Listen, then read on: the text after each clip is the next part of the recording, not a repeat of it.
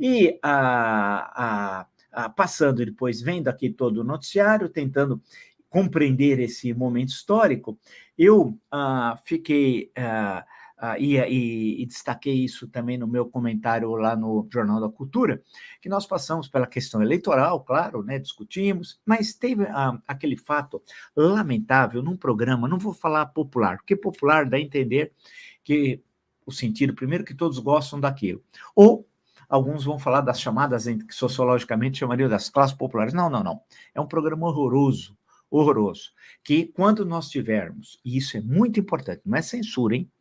Nem controle social da mídia. É aqui a concessão de rádios e TVs, que é concessão pública, é diferente desse espaço, diferente de um jornal, diferente de uma revista, por exemplo. É concessão pública e tem de ter mecanismos de acompanhamento. Se está sendo cumprido naquela concessão, o que é determinado pela lei. Quem acompanha? Ninguém acompanha. Achar que o Ministério das Comunicações acompanha é piada. Inclusive, quem é ministro, ele tem um conflito de interesse, porque ele é casado com a filha do Silvio Santos. Não pode, né? Não pode. Em outros tempos, isso seria inimaginável. Mas, nos tempos do bolsonarismo, aparentemente, tudo pode. Tudo pode até o momento da eleição, quando nós vamos virar essa parte. Então, é fundamental, vocês vão colocando os likes, tá bom? E vão enviando as questões. Na segunda parte, nós vamos responder a todos os superchats que vocês encaminharem. A questão que se coloca é que precisa ter um tipo de participação da sociedade civil, de forma democrática, para acompanhar. Então, um programa num canal de televisão horroroso, o sujeito comemora a morte, com as pessoas com cartaz, gritando CPF cancelado, comemorando mortes. Isso aí é inaceitável, inclusive porque viola uma coisa básica, que parece que esqueceram, a Constituição.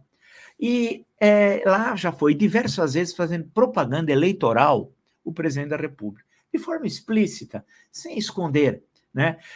Ele lá foi sendo entrevistado, na verdade, uma entrevista chapa branca, porque ele quer agora que nos debates, ele disse que não participa em debate do primeiro turno, só do segundo turno, mas precisa receber as perguntas antes. Então é um fake debate, não é debate. Se você recebe a pergunta antes, como é que você vai debater? Só se ele vai decorar ou vai passar a colinha na mão, né, como ele fez em um debate que ele participou em 2018, logo no início da campanha, depois ele sumiu. Bem, a questão, ele estava nesse programa, que esse elemento, não vou chamar de cidadão, esse elemento, e aí esse elemento fez uma pergunta que eu nunca vi eu já vi de tudo. O homem do sapato branco, se escreva no Google, Jacinto Figueira Júnior, homem do sapato branco, e lá dos anos 60, era considerado o munducão, era a expressão usada à época, hoje quase poucos falam, né? O Jacinto Figueira Júnior, comparado a esse elemento, era um cavalheiro, era um sujeito intelectualizado, né?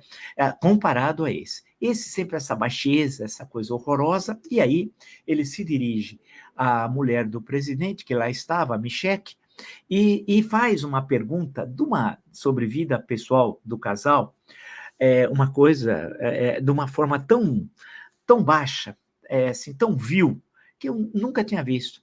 Aí as pessoas começam a rir, assim, as pessoas que estão lá, e aí o Bolsonaro ri e a Michelle, em nome de Jesus, Deus no comando, que se ajoelhou na Câmara, lembra? Dizendo que era um recinto sagrado, lá num culto, algo também que eu nunca vi na minha vida, o que estão querendo transformar a Câmara dos Deputados, essa dá risada também, acha muito engraçado aquilo, e pergunta, eu posso responder? Ela pediu autorização ao marido, se ela podia falar.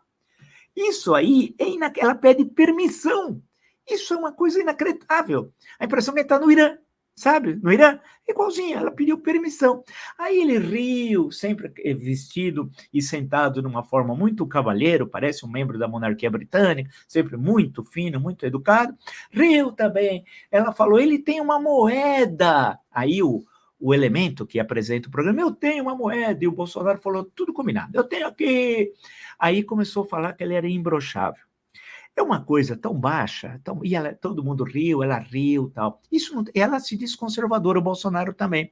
Isso não é conservador, né? Eles são extremistas, são reacionários. Aquilo lá, quando eu assisti, eu fiquei pasmo. Eu vi o recorte, claro que eu não ia assistir o Elemento, esse programa. E a condição subalterna em que o Bolsonaro sempre colocou as mulheres, e coloca, inclusive, a sua mulher, a terceira, também na condição subalterna. Fez isso com a primeira. Quando a primeira resolveu se separar dele, ele jogou o filho, o número 2, contra a mãe. Porque ele dizia que, olha, colocando ela, a primeira mulher como subalterna, o mandato era dele e não dela. Inclusive chegou, basta pegar os jornais da época, a agredir membros da campanha da primeira esposa. E sempre a mulher numa condição subalterna. E esse ar de misoginia, de raiva, de ódio, uma coisa muito estranha, que valeria um estudo aí psiquiátrico, e em relação às mulheres.